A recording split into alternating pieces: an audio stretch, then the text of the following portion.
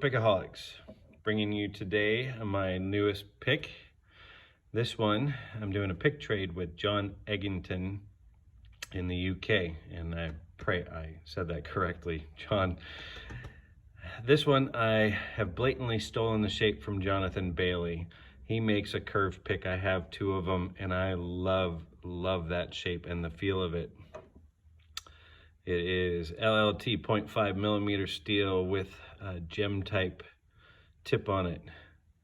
Satin finish that I've been doing, which I absolutely love. The scales are Chechen wood.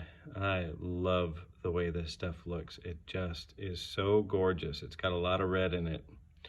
Put a 5/32 mosaic pin that has a 1/8 inch acrylic pin inside of it, a thick walled 1/8 inch brass tube.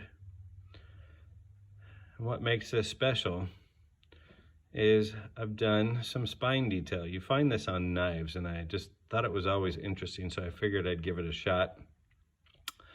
So this is a huge pain in the ass, by the way.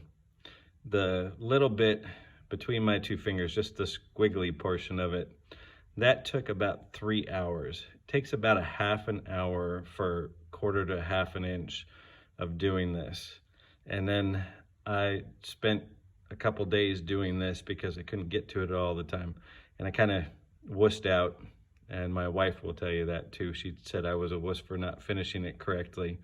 But I changed the pattern into just some cutouts on it.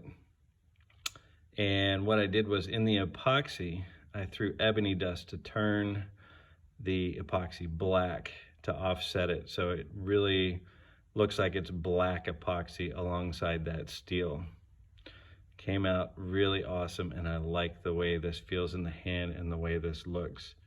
It is just gorgeous. So that is what I have for you today, and I hope everybody has a great day.